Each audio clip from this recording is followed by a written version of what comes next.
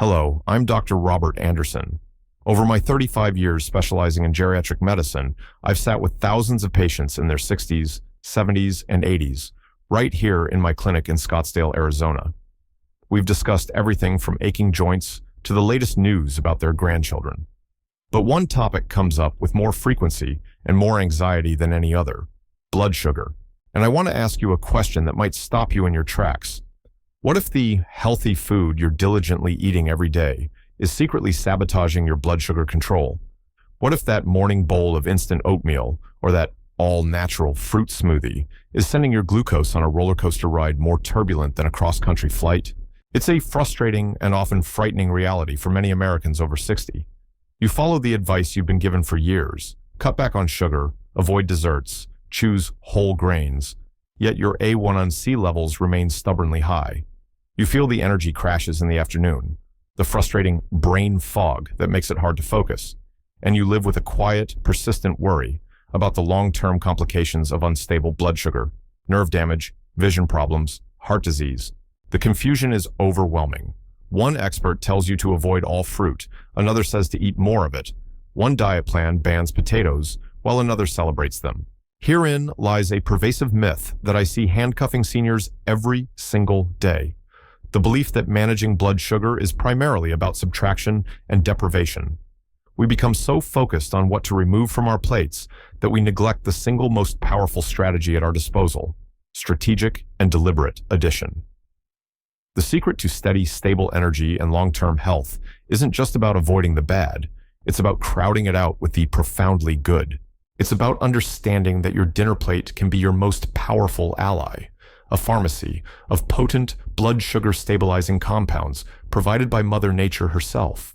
Today, I'm not going to give you a long list of foods to avoid. Instead, I'm going to share a story of transformation, a roadmap to reclaiming control. We are going to explore 10 remarkable, everyday vegetables that are scientifically proven to be champions of blood sugar stabilization. These aren't exotic, expensive items you have to find at a specialty store. These are vegetables waiting for you in the produce aisle of your local Kroger or Safeway. We will break down why they work, how they work, and, most importantly, simple, practical ways to make them a delicious part of your daily life.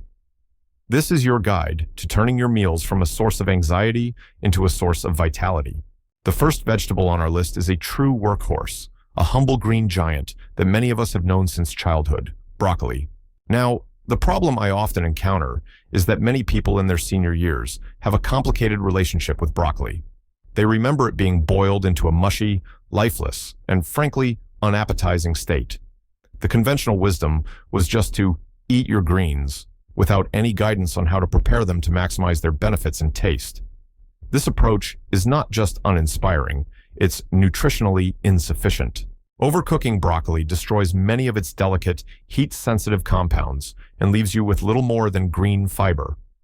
Many of my patients come to me saying, "Dr. Anderson, I try to eat broccoli, but it's so bland." Or they simply associate it with a joyless diet, a punishment for their diagnosis. This mindset is the first barrier we must overcome. The importance of broccoli, however, cannot be overstated, especially for those over 60.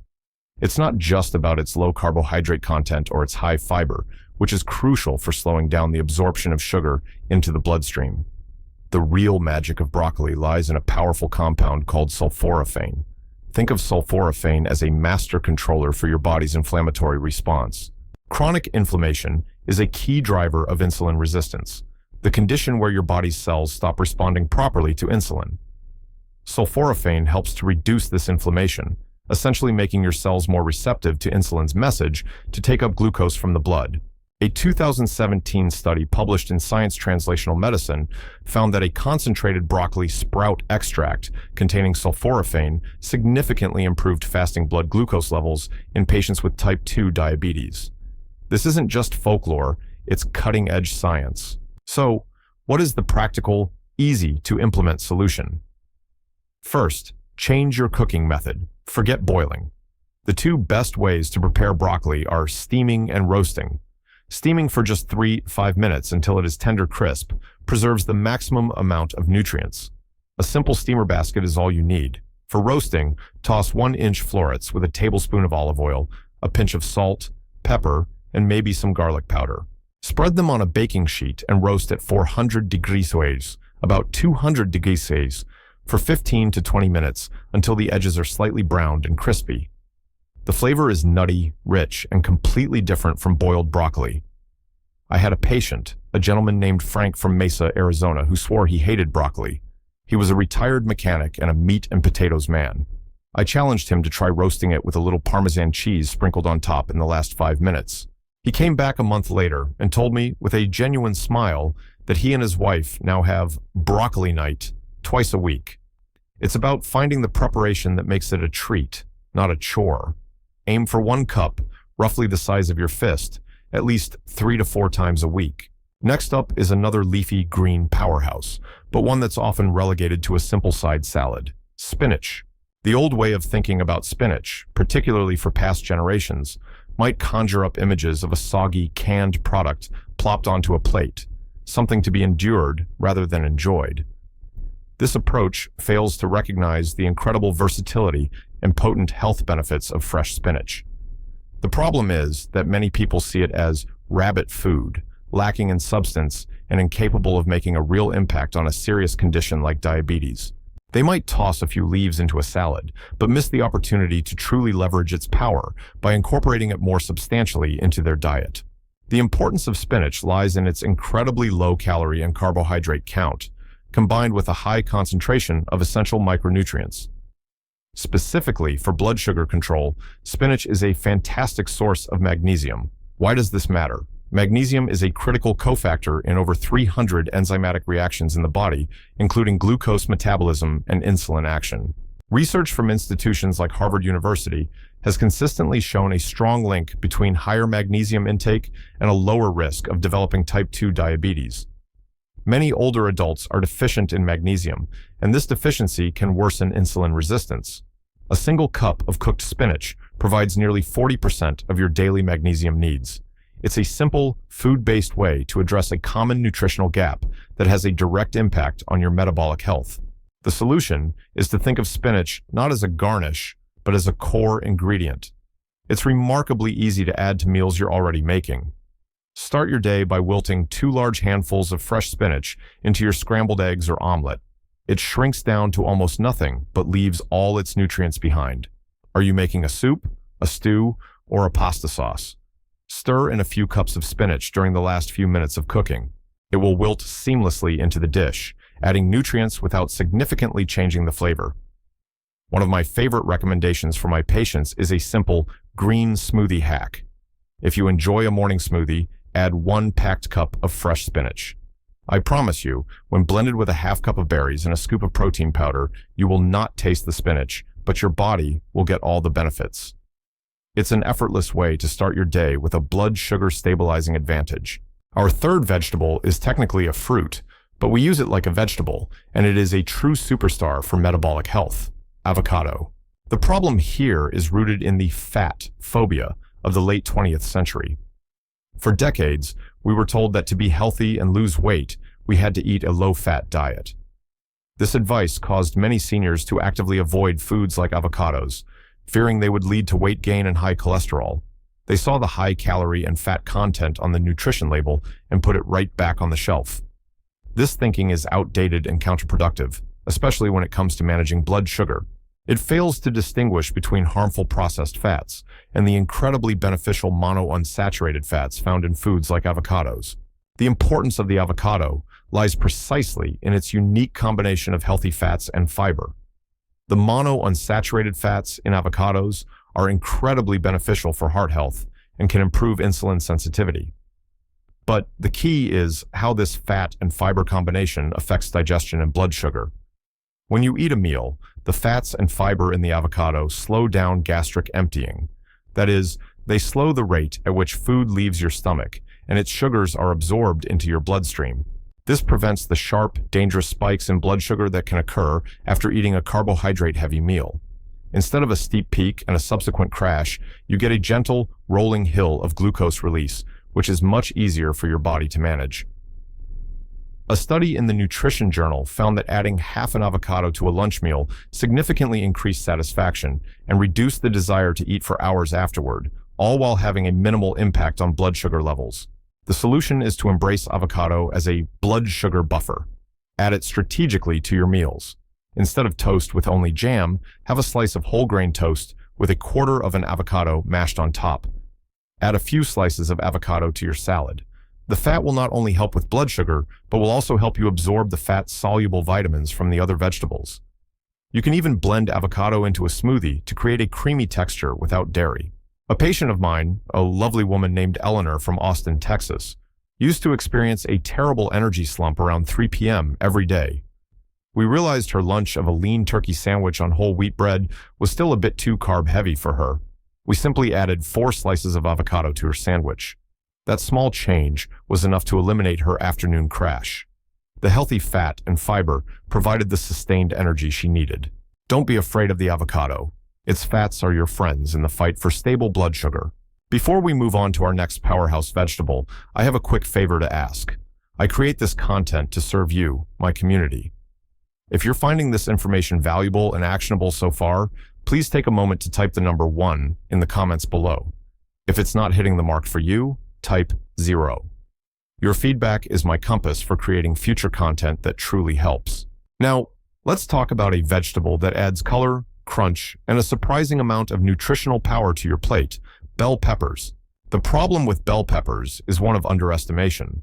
People see them as a simple salad ingredient or a hollowed-out vessel for stuffing, but they rarely think of them as a primary tool for blood sugar management.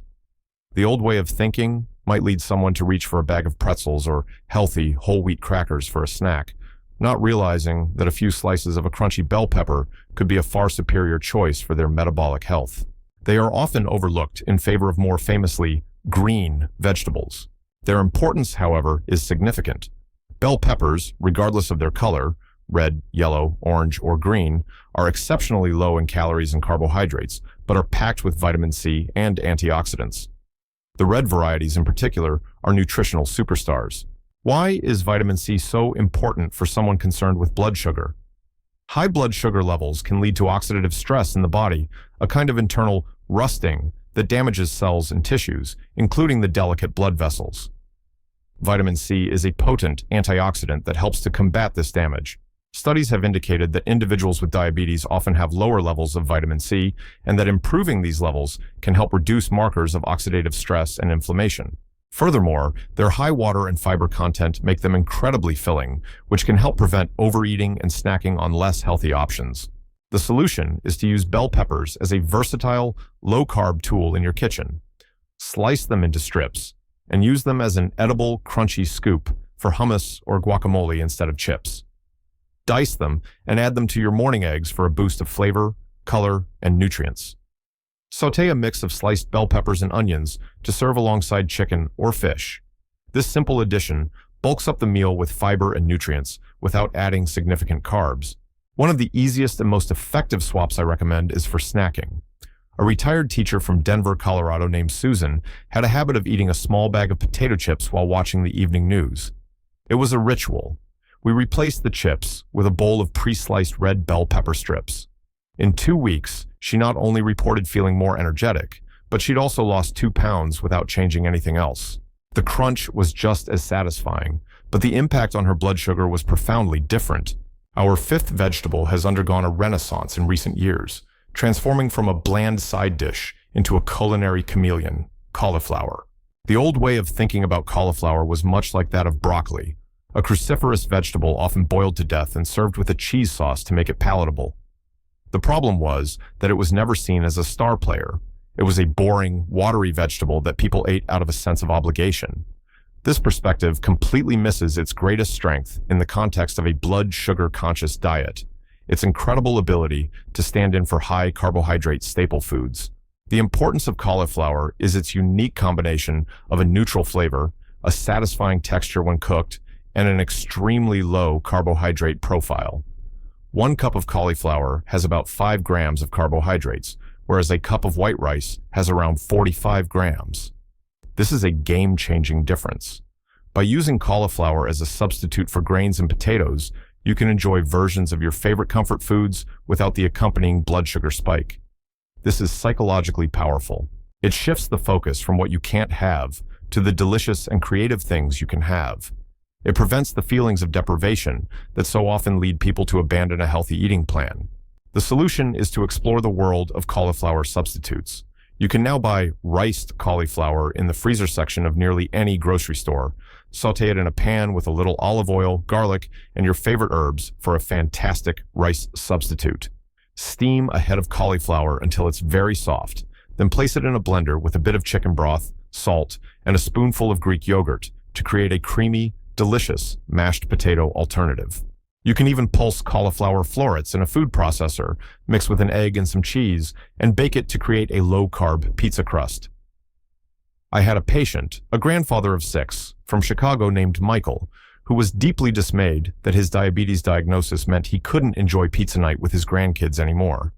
I introduced him to the cauliflower crust recipe. He was skeptical, but he tried it. He now proudly makes his own special pizza that everyone in the family enjoys, and his blood sugar remains stable. It's about innovation, not elimination. Let's move on to an elegant and distinctively flavored vegetable that is a springtime delight, but a year-round champion for health: asparagus. The primary problem with asparagus for many is twofold: preparation anxiety and unfamiliarity. People are often unsure how to cook it properly, fearing it will be either tough and stringy or limp and mushy.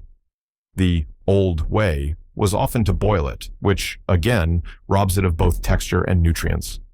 Because it's not as commonplace as, say, carrots or corn, many seniors simply pass it by in the grocery store, sticking to what they know and missing out on its unique benefits. The importance of asparagus for blood sugar control is multifaceted. Firstly, it is another excellent low-carb, high-fiber option. But more specifically, it is rich in a type of prebiotic fiber called inulin. This type of fiber isn't digested by you. Instead, it travels to your colon where it becomes food for your beneficial gut bacteria. A healthy gut microbiome is increasingly being linked to better insulin sensitivity and overall metabolic health. Secondly, asparagus is a fantastic source of an antioxidant called glutathione. Glutathione is often called the master antioxidant because it plays a crucial role in protecting cells from damage, reducing oxidative stress, and regulating inflammation, all key factors in managing diabetes. The solution is to demystify the preparation of asparagus. It is one of the simplest vegetables to cook beautifully. The best method is roasting. Take a bunch of asparagus, wash it, and snap off the tough, woody ends. They will naturally break at the right point. Toss the spears on a baking sheet with a drizzle of olive oil, salt, and pepper. Roast at 400-degree Orsard for about 10 to 12 minutes. That's it.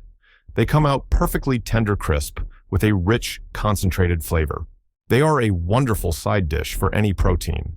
For a simple and elegant meal, you can serve roasted asparagus topped with a poached or fried egg. The combination of fiber from the asparagus and protein from the egg is an excellent 1-2 punch for blood sugar stability. It's a simple, sophisticated meal that is incredibly good for you. We are making wonderful progress. Let's pause for another quick check-in. Your feedback is truly invaluable. If this guide is continuing to provide you with clear, helpful strategies, please let me know by typing 1 in the comments. If you feel it could be more useful, please type 0. Thank you for helping me serve you better. Our 7th vegetable is a leafy green that has become a symbol of healthy eating, and for good reason: kale. The problem with kale is that its recent popularity has also led to some misuse. People hear it's a superfood and throw it into everything, often in its raw, tough state, which can be difficult to digest and, frankly, not very pleasant to eat. The old way didn't even include kale on the menu for most Americans. It was more commonly used as a garnish on salad bars than as a food. The new way sometimes involves forcing down a tough, bitter, raw kale salad out of a sense of duty, which is not a sustainable path to healthy eating. The importance of kale truly does live up to the hype, especially for seniors managing blood sugar. Like spinach, it's packed with nutrients and low in carbohydrates. But it also contains compounds, including camphorol and quercetin, that have been studied for their potential to improve insulin sensitivity and protect pancreatic beta cells, the cells responsible for producing insulin. The fiber in kale is also particularly robust, which means it does an excellent job of slowing digestion and promoting a feeling of fullness or satiety. This can be a powerful tool for preventing the post-meal hunger that often leads to unhealthy snacking. The solution is to learn how to prepare kale to make it both delicious and easy to digest. The key is to massage your kale. If you're making a salad, remove the tough inner stems, chop the leaves, and place them in a bowl with a drizzle of olive oil and a pinch of salt. Then, for about 2 to 3 minutes, literally massage the leaves with your hands. You will feel them soften and wilt, turning a brighter shade of green. This process breaks down the tough cellulose structure, making it more tender and less bitter.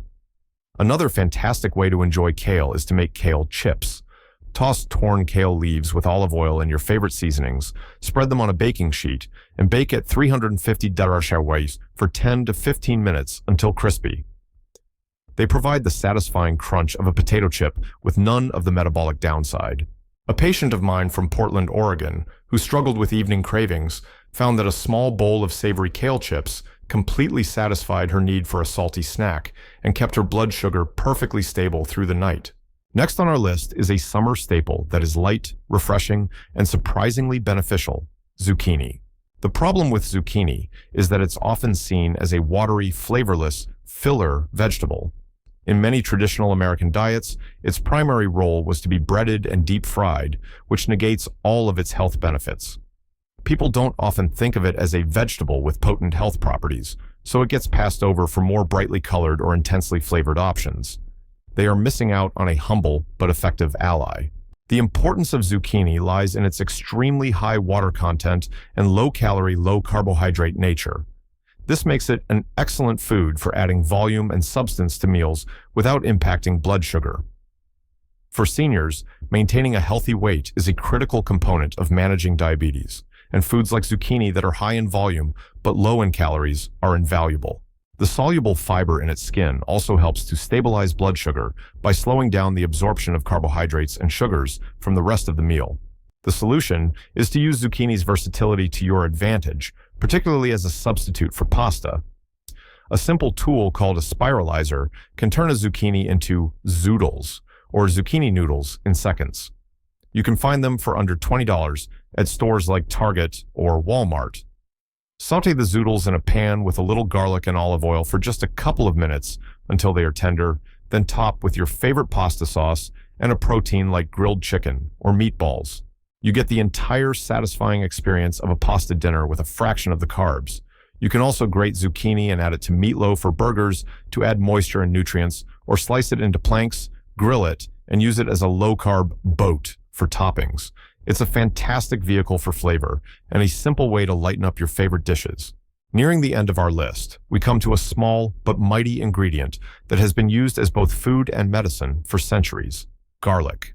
The problem with garlic is that many people use it in such small quantities, a tiny bit of garlic powder here, a single minced clove there, that they fail to get a therapeutic dose of its active compounds. The old approach treats it merely as a flavoring, not as a functional food with a direct impact on metabolic health. There's also a misconception that to get the benefits, you have to eat it raw, which can be harsh on the stomach and socially challenging. The importance of garlic centers on a potent sulfur compound called allicin, which is released when garlic is crushed or chopped. Allicin and other compounds in garlic have been the subject of numerous studies related to cardiovascular health and, increasingly, blood sugar control. Some research suggests that these compounds can enhance insulin secretion from the pancreas and improve insulin sensitivity in the body's cells. While it's not a magic pill, regular and ample consumption of garlic can be a powerful complementary strategy for improving your body's glucose-regulating systems. The solution is to be more generous with your use of garlic and to prepare it correctly to maximize its benefits. To get the most allicin, always crush or chop your garlic and let it sit for about 10 minutes before you expose it to heat. This allows the enzyme alliinase to convert alliin into the beneficial allicin. Don't be shy with the quantity. Instead of 1 clove, use 3 or 4 in your sauces, stir-fries, and soups. One of the best methods is to roast whole heads of garlic. Cut the top off a head of garlic, drizzle it with olive oil, wrap it in foil, and bake at 400 degrees for 30 to 40 minutes. The cloves become soft, sweet, and spreadable. You can spread this on whole grain toast or mix it into mashed cauliflower for an incredible flavor boost. It's a delicious way to consume a potent dose of this medicinal food. Finally, our 10th vegetable is a unique one, particularly beloved in Southern cuisine, but one that everyone should get to know: okra. The problem with okra is one word: slime. Many people who didn't grow up eating it are put off by the mucilaginous texture it can develop when cooked.